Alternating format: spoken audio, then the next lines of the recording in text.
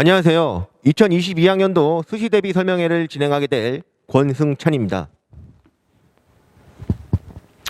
오늘은 2022학년도 대입 변화와 수시 전형별 특징에 따른 합격 전략에 대해서 말씀드리고자 합니다. 그에 앞서 아직도 코로나로 인해서 전 국민이 힘겨운 나날을 보내고 있는데요. 물론 우리 수험생들도 마찬가지일 겁니다. 하지만 수시가 무엇인지에 대해서 미리 알고 거기에 따른 대비가 이루어질 수 있다라고만 한다면 조금이나마 남은 기간 마무리함에 있어서 도움이 될 수 있을 거라 확신합니다. 자, 그럼 오늘 설명회를 시작해 보도록 하겠습니다. 자, 그러면 대입제도 개편부터 말씀드리도록 하겠습니다. 자, 2015 교육과정이 개정됨으로써 앞으로의 대입이 이렇게 변할 것이다라는 것은 이미 우리가 알고 있었던 내용입니다. 하지만 그런 변화의 가장 첫 번째는 올해 2022학년도가 아닐까 생각을 합니다. 가장 첫 번째는 수능 시험이 개편됐습니다. 두 번째는 교사 추천서가 폐지됐고요. 세 번째는 정시 선발 모집 인원이 소폭 증가하였습니다. 대입 공정성 강화라는 측면에서 대입 제도가 개편이 되었다고 한다면 실질적으로 자기소개서가 4개 문항에서 3개 문항, 즉 5,000자에서 3,100자로 줄어들었고요. 교사 추천서가 폐지되었습니다. 또한 작년까지 실시되었던 적성 전형이 폐지되었고 그 폐지된 적선 전형이 논술 전형으로 소폭 흡수된 양상을 보이고 있습니다. 또한 수시 전형의 가장 큰 화두라고 할 수 있는 지역균형 선발이 올해 신설되었습니다. 물론 일부 몇몇 대학은 기존에 있던 학교장 추천 전형이 지역교과 전형이라 명칭이 변경된 대학도 일부는 있지만 대부분 지역균형 전형이 신설됐다는 뜻은 앞으로 수시 지원에 있어서 어떤 전형을 선택함에 있어서의 나의 유불리를 논할 때 가장 먼저 고려를 해야 될 부분이라고 생각을 합니다. 자, 모든 설명의 가장 첫 번째는 선발 인원이 감소했느냐 증가했느냐에서부터 말씀을 드리는 것 같습니다. 저 또한 틀리진 않은데요. 다르진 않은데요. 첫 번째 보면 전체 모집 인원이 감소했습니다. 물론 작년도의 가장 큰 화두는 학령 인구가 감소했다라는 것이었습니다. 물론 학령 인구 감소를 통해서 대입에 많은 영향이 있었던 건 맞습니다. 하지만 올해 2022학년도의 대입의 변화 측면에서만 놓고 본다고 한다면 전체 모집 인원 감소는 크게 고려를 하지 않아도 무방하다라고 생각합니다. 그 이유는 우리가 원하는 대학은 중상위권 이상의 대학입니다. 중상위권 이상의 대학은 실질적으로 전체 정원의 수가 줄어들진 않았고요.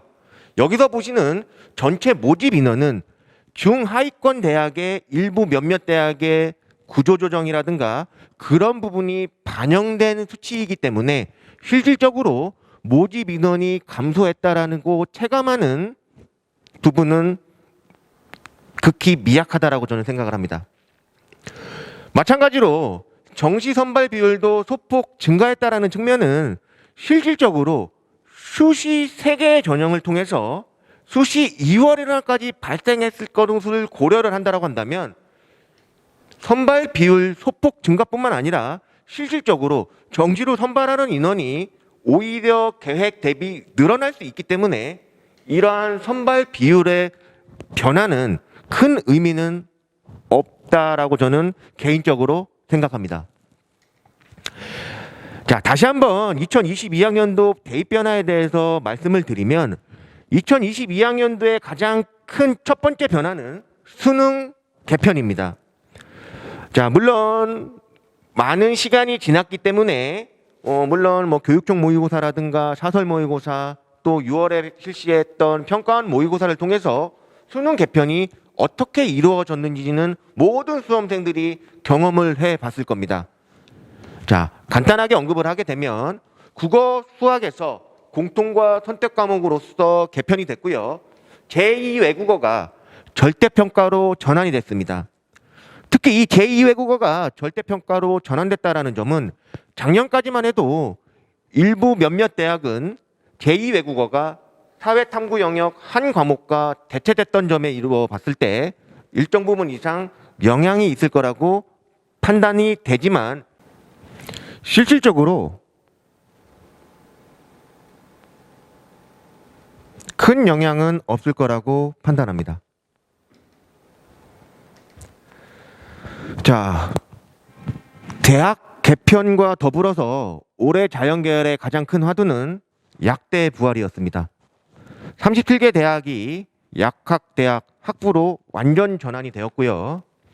상위권 인서울대학의 지역균형 선발이 확대됨으로써 또 이 지역균형 선발은 대부분 교과 중심 전형이고요. 명칭이 달라진 대학도 있기 때문에 대부분 학교장 추천 전형입니다.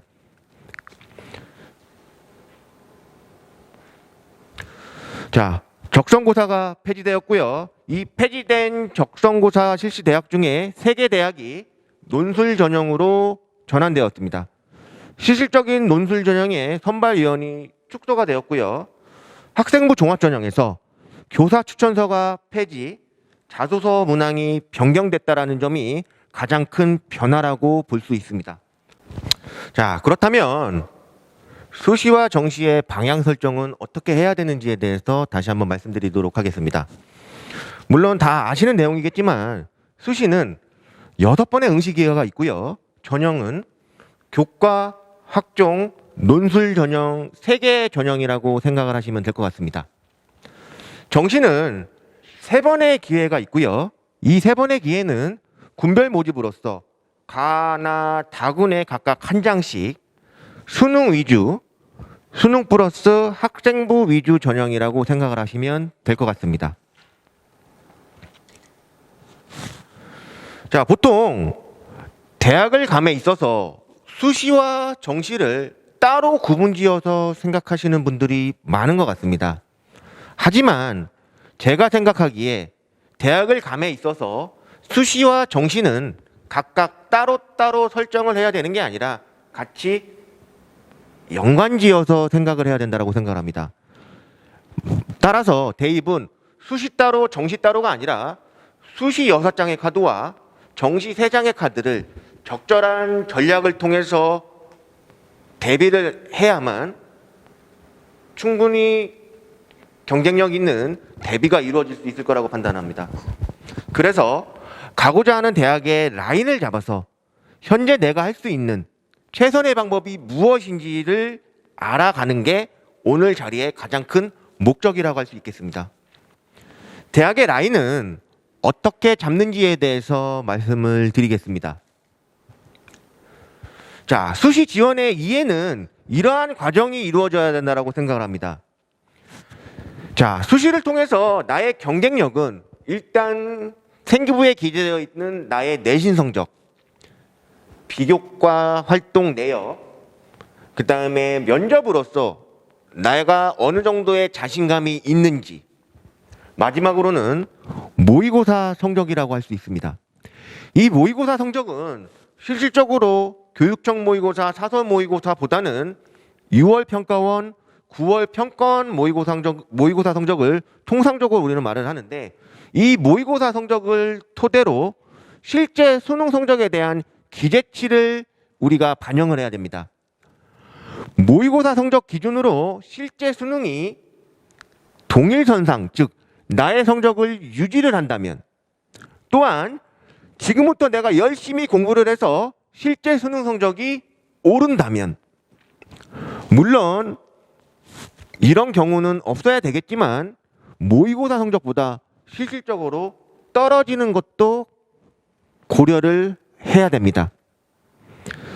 이 모의고사 성적 기준으로 A, B, D라는 대학을 설정을 해서 실질적으로 수시는 내가 지금 현재 성적 대비 성적이 오를 것이다라는 대학이 A, 똑같이 유지했을 것이다라고 생각하는 대학이 B.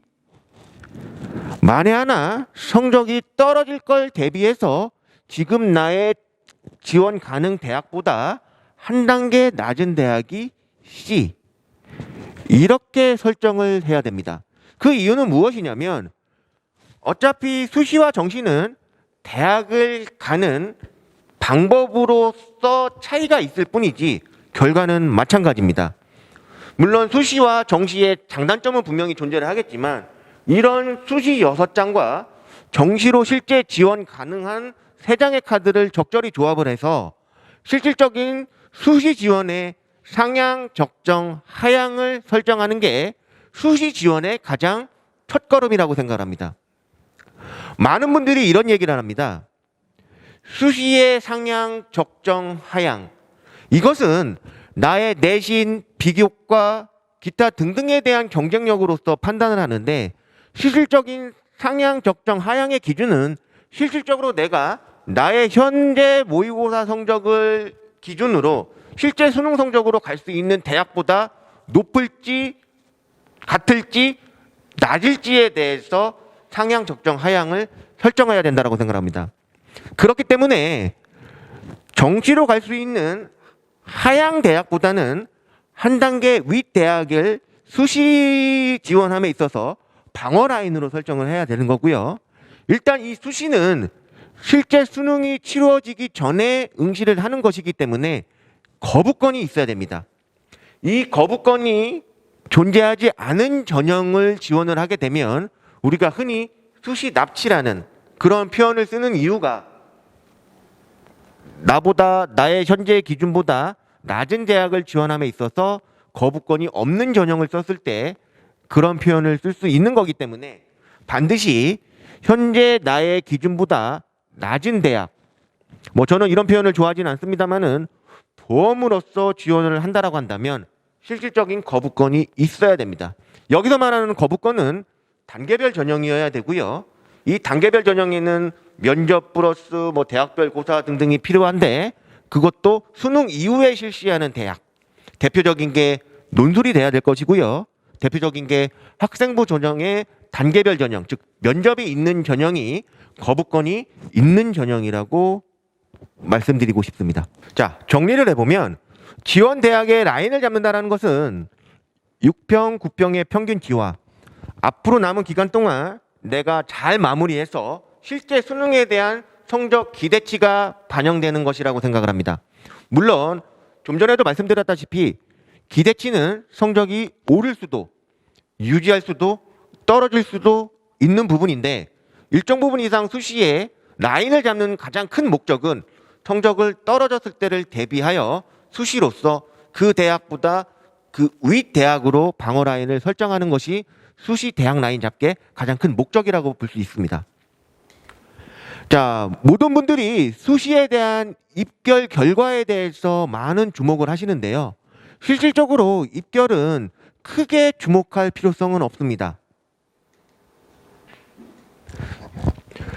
자, 흔히 대학에서 발표를 합니다. 그 대학에서 발표하는 입결 컷은 대부분 7, 80% 컷인데요. 왜 100% 컷이 아니냐? 감추려는 의도가 아니냐? 아닙니다. 바꿔서 얘기하면 하위 20%, 하위 30%를 배제함으로써 수험생들한테 실질적인 도움이 되고자 하는 부분이고요. 상황에 맞는 변수를 미리 제거함으로써 실질적인 지원자에게 혼란을 최소화하기 위한 목적입니다.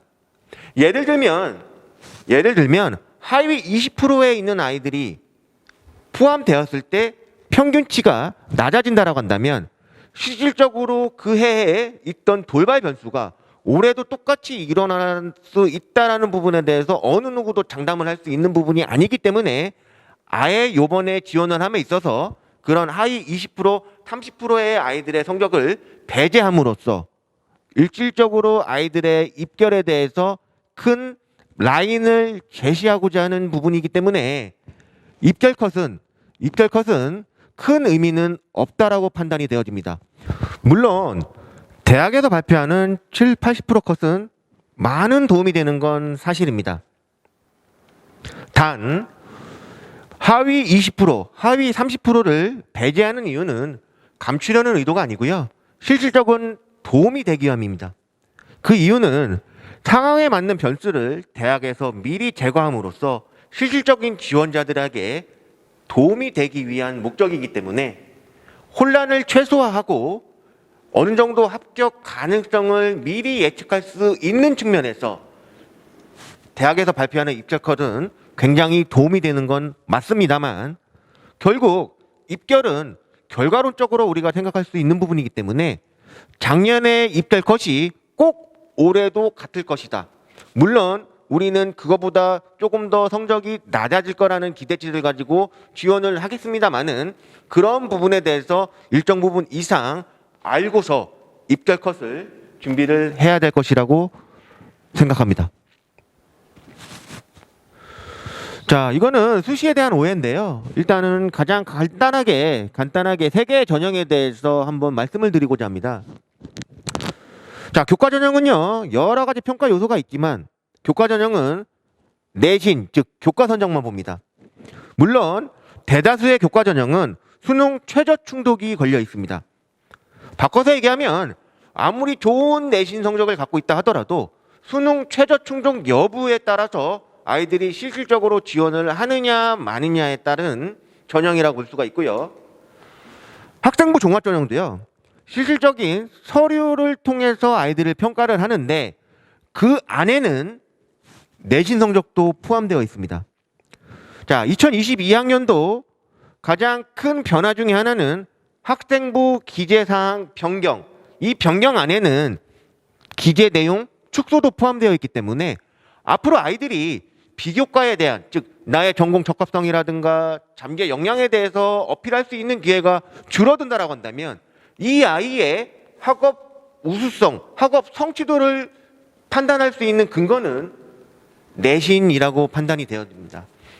자, 앞으로는 학생부 전형이 점점 줄어드는 추세이긴 하지만 학생부 종합이 아직까지 계속 진행이 된다라고 한다면 내신에 대한 변별력이 커질 것으로 예상이 되어집니다. 자, 논술 전형은요, 논술로 평가를 하고요. 일정 부분, 일부 대학은 내신도 포함이 됩니다. 근데 많은 수험생들이 이런 질문을 해요. 선생님, 저는 내신이 이 정도인데 이 정도 내신을 가지고서 논술 전형에 지원할 수 있는지에 대해서 문의를 하곤 합니다. 결론부터 말씀드리면 내신 1등급, 2등급에 준하는 학생들은 논술을 지원하지 않습니다. 바꿔서 얘기하면 교과전형, 종합전형에 대해서 경쟁력이 떨어진다라고 생각하는 내신을 갖고 있는 학생들이 논술을 지원하기 때문에 내신은 결국 3등급서부터 지원한다라는 전제 조건이라고 한다면 똑같은 감점을 받고 시작하는 거기 때문에 내신에 대한 변별력은 크다라고 볼 수는 없습니다. 자, 논술 전형도 수능 최저가 있고요. 특히 올해 수능이 개편됐기 때문에 또 일부 몇몇 언론 보도에서 나왔다시피 인문계열, 즉 확통 선택자들에 대한 1등급의 비율이 현저하게 낮아질 것으로 예상이 되어지기 때문에 인문계열이 수능 최저 충족함에 있어서 상당 부분 불리해할 것. 역으로 따지면 인문 논술, 즉 인문계열 아이들이 논술을 지원함에 있어서 수능 최저 충족이 어느 정도 일정 부분 이상 확실하다라고 한다면 논술에 대한 합격률은 굉장히 오를 것이라고 판단되어집니다. 자, 그러면 이제부터 본격적으로 수시에 대해서 알아보도록 하겠습니다. 먼저 수시 모집 인원. 자, 무엇보다도 가장 주목해야 될 부분은 교과 성적에 대한 선발하는 교과 전형에 대한 비율이 증가했고요. 학생부 종합 전형에 대한 선발 비율이 큰 폭으로 감소했습니다. 물론 학생부 교과에 대한 증가폭이 가장 큰 지역은 서울인데요.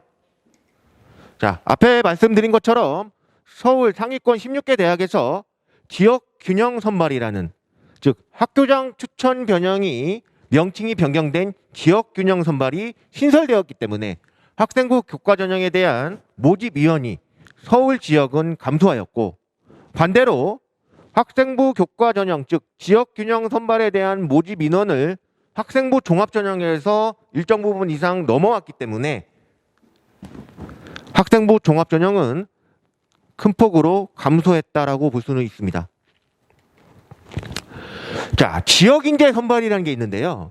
자, 서울권에 있는 지역 균형 선발과는 약간 명칭이 비슷하지만 조금 성격은 다른 전형입니다. 지역 인재 전형은 예전부터 존재되었던 전형인데 실질적으로 지방에 거주하고 있는 아이들이 실질적으로 거주 지역에 대한 제한 조건을 통해서 그 지역 아이들끼리 경쟁하는 전형이라고 할 수 있습니다. 보시는 바와 같이 전국적으로 지역 인재에 대한 전형 비율이 꽤 높고요. 지방 거점 국립대학이라고 할 수 있는 대학도 지역 인재 전형의 선발 인원이 굉장히 높은 걸 알 수 있습니다. 물론 지역 균형 선발과 마찬가지로 지역 인재 전형에 대한 선발도 교과 전형이 대다수를 차지하고 있다라고 보여집니다. 자, 계속해서 학생부 종합 전형에 대해서 말씀드리도록 하겠습니다. 자, 앞서 얘기했던 바와 같이 학생부 종합 전형에 대한 비율, 즉 모집 선발 인원이 줄어들었습니다. 특히 학생부 종합 전형의 모집 인원 감소는 서울권에서 특히 두드러지는데요. 모집 인원의 감소, 특히 서울권의 감소는 수시 지원 전략에 따라서 큰 변화가 예상되어집니다. 자, 교과 전형은 좋은 내신 성적으로서 어느 정도 합격이 예측이 가능한 반면에 학생부 종합 전형은 아무리 좋은 내신을 갖고 있다 하더라도 합격률을 그렇게 실질적으로 장담할 수 있는 전형은 아닙니다. 그렇게 놓고 본다라고 한다면 일부 내신이 좋은 아이들은 물론 납치라는 부분에 대해서 염두를 해둔 전략이 필요할 것이고, 종합 전형은 내가 실질적으로 합격할 확률이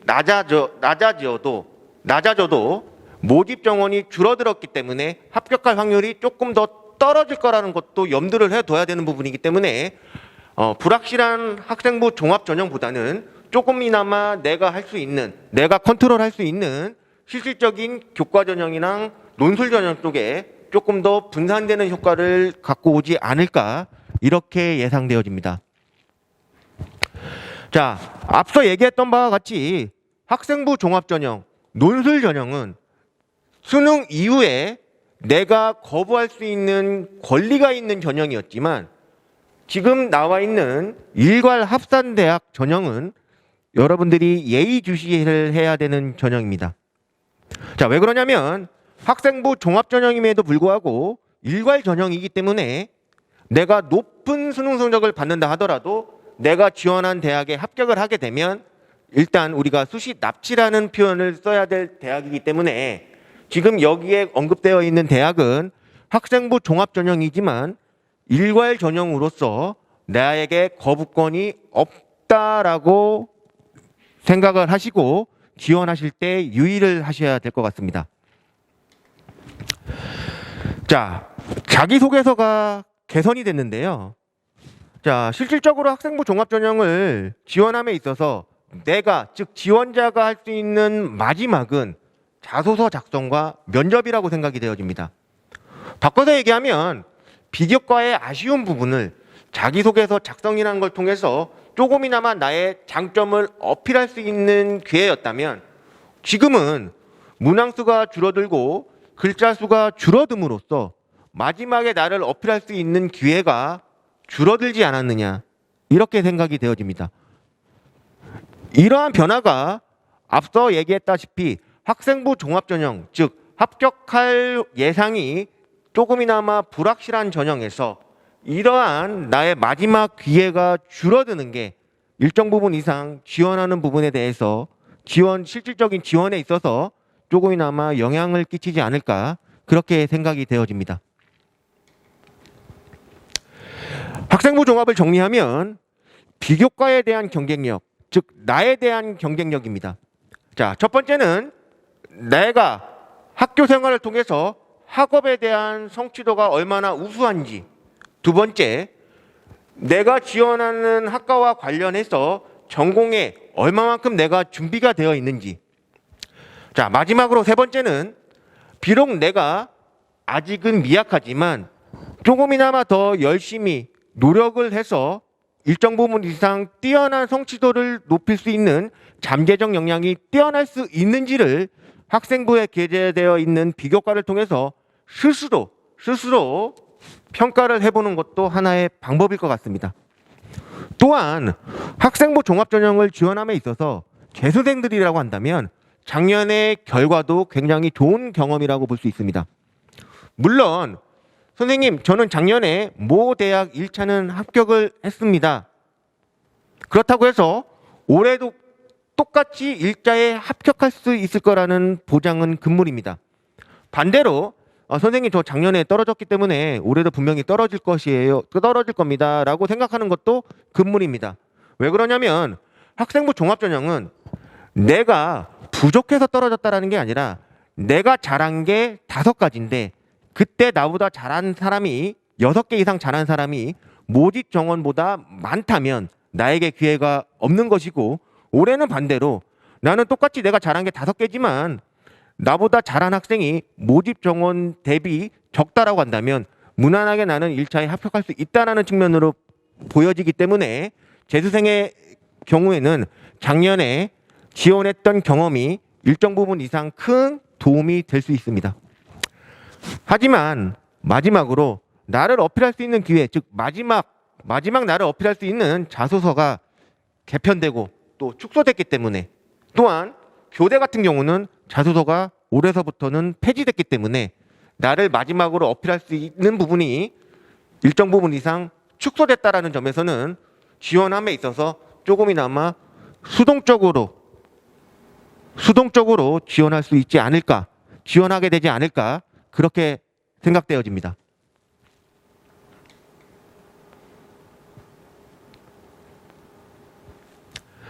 자, 그렇다면 학생부 종합전형에 대한 대비가 이루어질 수 있다고 한다면 어떻게 해야 될 수 있을까? 물론 지금으로부터 많이 준비할 수 있는 기회는 많이 없어졌지만 결국 내가 비록 과거의 일이겠지만 학생부에 기재되어 있는 비교과를 통해서 내가 어필할 수 있는 부분이 무엇인지에 대해서 다시 한번 생각해보는 시간을 가져야 될 것이고요. 그로 인해서 학생부 종합전형에 대한 지원 여부뿐만 아니라 내가 앞으로 수시와 정시를 통해서 어떤 걸 선택하고 그 선택함에 있어서 얼마만큼 내가 집중을 해야 되는지를 판단할 수 있는 기회가 되어야 된다고 생각합니다. 물론 끝난 얘기지만 내신의 중요성을 강조할 수밖에 없는 전형이 돼버리고 있다는 것은 어떻게 보면 학생부 종합전형이 줄어들고 교과전형에 대한 모집 인원이 증가하고 있다는 부분으로 충분히 우리가 예상할 수 있는 부분이라고 생각을 합니다. 자, 학생부 종합전형에 가장 크게 작용할 수 있는 비교과는 물론 내신이 중요하지만 그럼에도 불구하고 부족한 내신을 채울 수 있는 게 비교과라고 한다면 우리가 생각을 해봐야 되는 부분은 학생부 기재 내용이 변경됐다는 측면입니다. 즉 변경 전에 졸업한 N수생과 변경된 기재사항이 기재되어 있는 현 고3과의 절대적인 비교는 실질적으로 어렵지 않겠느냐. 물론 작년에 블라인드 평가를 통해서 출신, 고교, 기타 등등에 대해서 우리가 모르는 상황에서 일정 부분 이상 평가가 진행된 부분은 맞습니다만, 그러나 표면상으로는 재수생들이 조금이나마 더 유리할지는 모르겠지만 재수에 대한 선입견이 존재하기 때문에 일정 부분 이상 종합전형의 비교과에 대한 평가는 하향 평준화가 되지 않을까, 그렇게 생각을 합니다. 또한 자소서가 축소되고 또 일부 대학은 폐지가 됐기 때문에 나를 어필할 수 있는 부분이 줄어들었기 때문에 오히려 비교과에 대한 부분이 내신과 더불어서 더 중요해질 수 있을 거라고 생각을 합니다. 또한 작년과 마찬가지로 올해도 코로나로 인한 활동이 제약이 되었기 때문에 현재 고3 학생들은 동아리 활동이라든가 자율활동, 그런 부분에 대해서 질적, 양적 부분에 대한 활동이 그렇게 원활하게 이루어지지 않았다라고 한다면 오히려 중요한 비교과에 대한 부분이 평가에 대한 부분이 축소되고 앞선 얘기한 것처럼 내신에 대한 중요성이 오히려 더 부각되지는 않을까라고 개인적으로 생각을 합니다. 계속해서 논술 전형에 대해서 말씀드리도록 하겠습니다. 자, 논술 전형은 일단 모집 인원은 큰 폭은 아니지만 소폭으로 감소를 하였지만 실시 대학이 증가하였고 또 올해 약대가 학부제로 전면 전환됨으로써 일부 몇몇 대학은 논술 실시 대학으로 유입됨으로써 오히려 지원폭은 커졌다라고 생각이 되어집니다. 먼저 논술 전형에 대해서 간략하게 정리를 먼저 하면 모집 인원이 소폭으로 하락한 가장 대표적인 대학은 서강대입니다.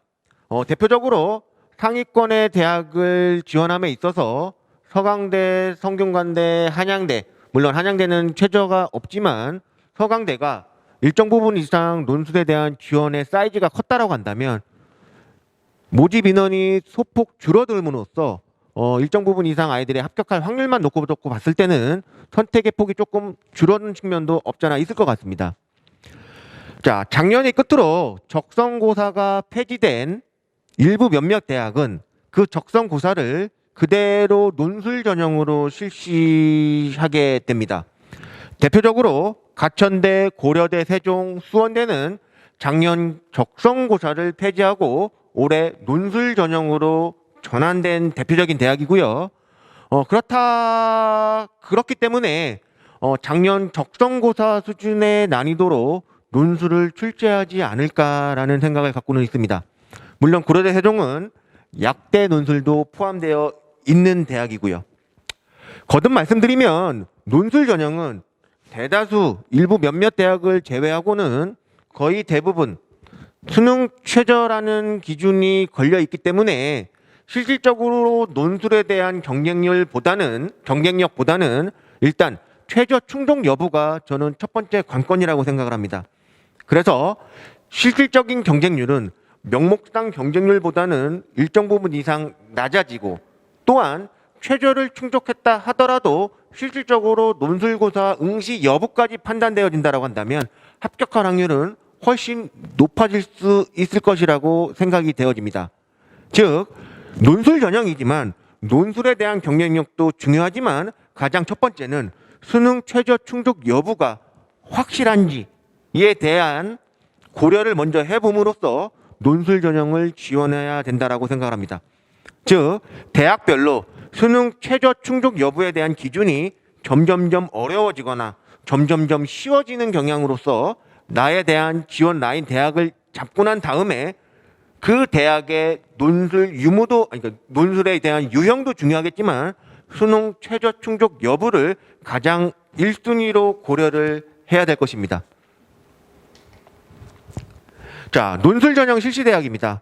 서울이 가장 많고요. 경기, 그다음에 지방에 골고루 분포가 되어 있습니다. 그래서 서울 경기권을 제외한 일부 지방은 의대, 그다음에 약대 정도가 될 것 같고요. 그다음에 부산대 같은 경우는 논술 전형이지만 지원 자격이 지역 인재 선발과 동일하기 때문에 부산, 경남 지역에 거주하는 학생들만 지원할 수 있다라는 점 고려하시면 좋을 것 같습니다. 자, 논술 전형에 인문사회 계열에 실시하는 대학을 따로 정리를 해봤고요. 인문사회 계열에 논술고사의 유형에 대해서 정리를 해봤습니다. 자, 인문논술은 대표적으로 언어 혹은 도표 분석에 대해서 일괄적으로, 그러니까 통상적으로 많이 출제가 되지만 일부 몇몇 대학은 수리 논술도 출제가 됩니다.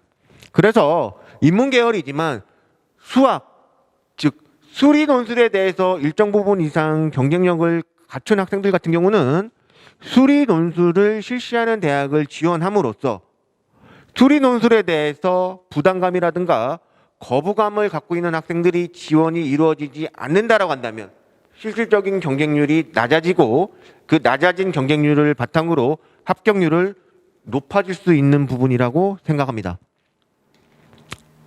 자, 자연계열 실시하는 대학입니다. 자, 서울 경기권을 필두로 지방은 의치안, 약대가 포함되어 있기 때문에 자연계열 논술 전형 실시 대학을 참고하시면 좋겠고요. 논술고사의 유형은 자, 통합 논술과 수리, 수리 플러스 과학, 수리 플러스 의학 논술로 구분되어 있습니다. 자, 보통 자연계 논술이라고 한다면 수리 논술 플러스 과학 논술인데 일정 부분 이상 아이들이 과학 논술에 대한 부담을 갖고 있다고 한다면 수리 논술만 출제되는 대학. 하지만 이것을 역으로 생각을 한다면 과학 논술의 일정 부분 이상 아이들이 부담스러워해서 실질적인 지원까지 이루어지지 않는다라고 한다면 약간의 노력으로서 과학 논술을 진행하는 대학을 지원함으로써 나에 대한 경쟁력, 합격률을 높일 수 있는 부분도 하나의 방법이라고 생각합니다. 자, 과학 과목 선택도 학교마다 다른데요. 물론 연세대 4개 모집 단위는 지구과학도 포함되어 있는 게 특징입니다. 그 외의 대학은 지구과학을 제외한 물리, 화학, 생물에 대해서 지정 혹은 선택을 하는 것이고요.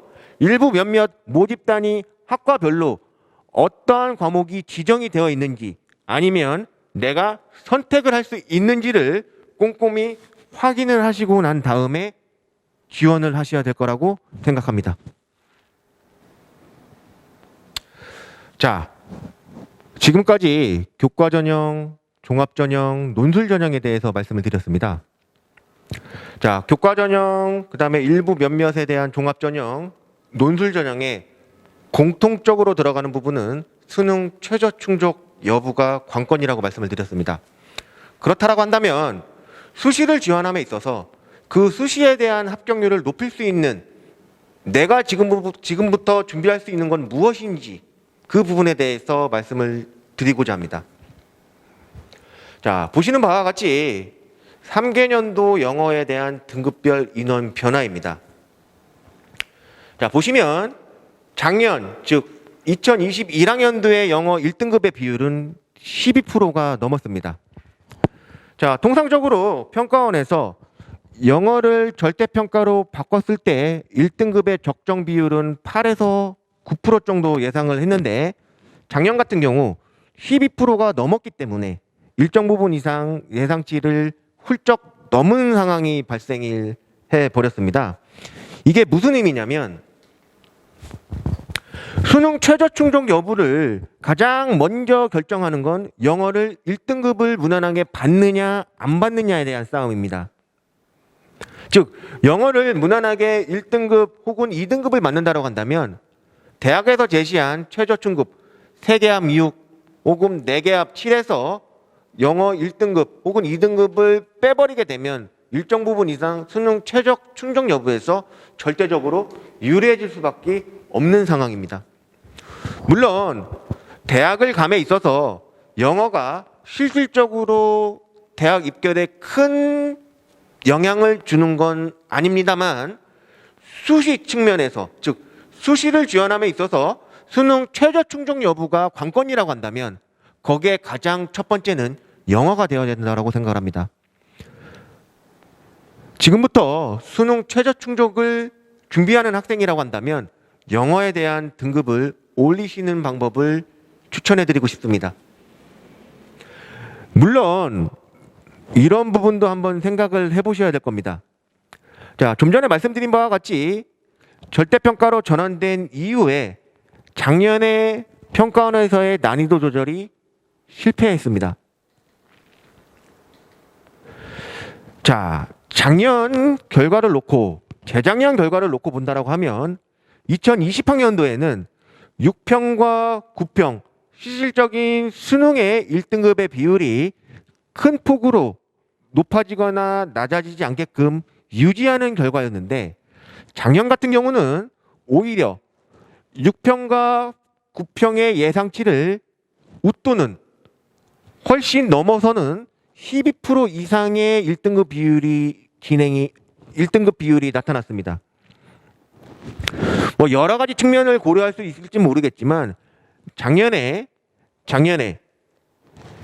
두 번의 모의 평가를 통해서 난이도를 가늠할 수 있었는데 작년 같은 경우는 두 번의 모의고사에 대한 난이도, 즉 실질적인 지원자의 영어 성취도에 대한 가늠이 실패하지 않았나.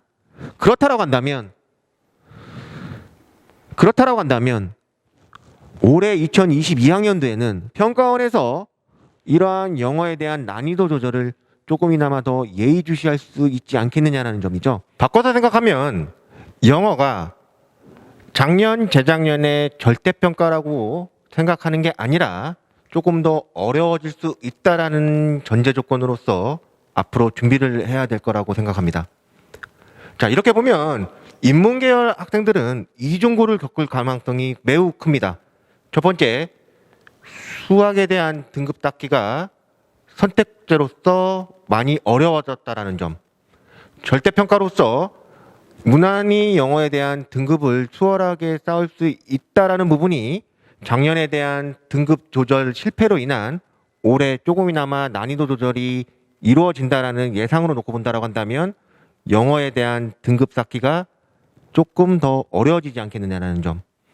자, 이거는 아까도 얘기했다시피 뒤집어서 생각하면 인문계열은 아마 논술에 대한 실력, 교과 전형에 대한 내신에 대한 나의 경쟁력, 그것보다도 가장 중요한 건 최저 충족 여부다라고 말씀드릴 수 있을 것 같습니다.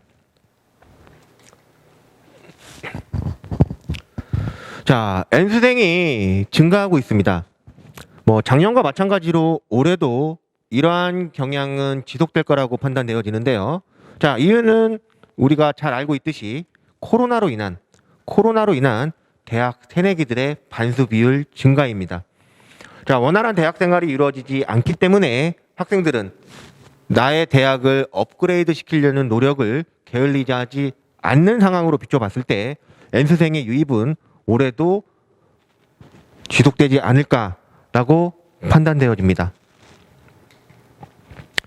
자, 작년에 수능이 끝나고 난 다음에 여러 가지 언론에 크게 부각되지는 않았지만 2021학년도의 가장 마지막 화두는 결시율이었습니다. 자, 이 결시율이 무엇을 의미하냐면 아시다시피 수능이라는 상대평가는 퍼센테이지에 따른 등급으로 나뉘어집니다. 물론 정시로 넘어가게 되면 뭐 100분위 표준 점수에 의해서 등급은 무의미할지 모르겠지만 수시에서 가장 중요한 건 내가 1등급이냐 2등급이냐 3등급이냐에 대한 게 중요한 거기 때문에 결시율에 따른 등급에 대한 입결 컷의 하락 혹은 상승을 주목할 필요가 있다는 겁니다.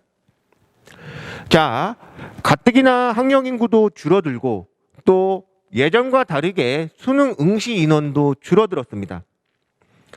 이게 무슨 얘기냐면 똑같은 1등급의 비율 4%, 또 2등급의 비율 7%, 이러한 퍼센테이지로 놓고 봤을 때 인원이 줄어든다는 뜻은 1등급에 대한 인원도 줄어들고 2등급에 대한 인원도 줄어든다는 겁니다.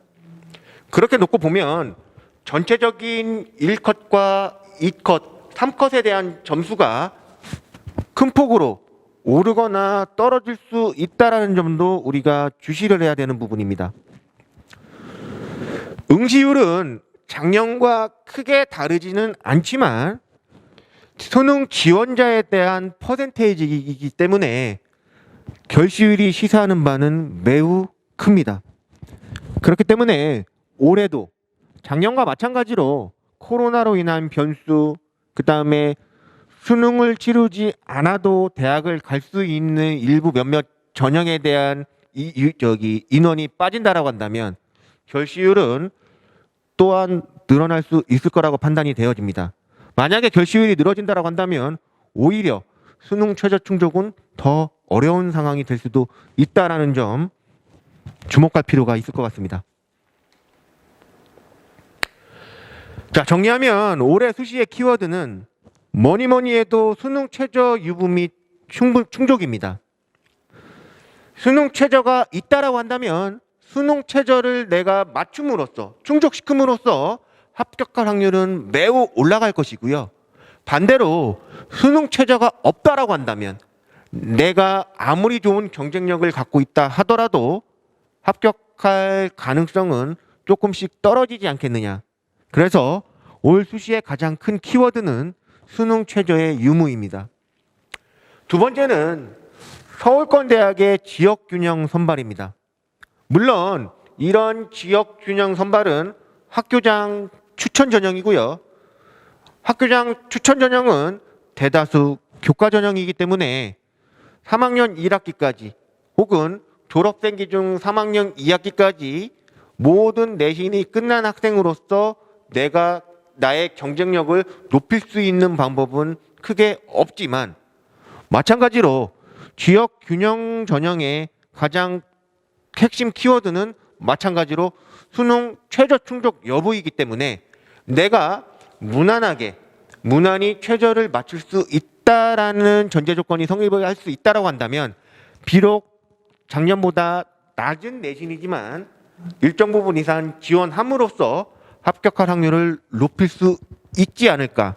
물론 학교장 추천이기 때문에 학교에서 추천을 받아야 되는 부분은 일단 1차적으로 알아보셔야 될 부분이긴 하지만 올해 수시의 가장 큰 키워드는 지역균형 신설입니다.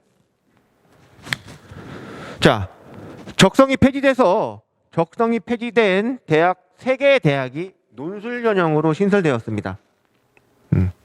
이게 무슨 의미냐면 작년에 적성 전형은 수능 난이도의 7, 80% 수준으로서 아이들을 선별하는 전형이었습니다.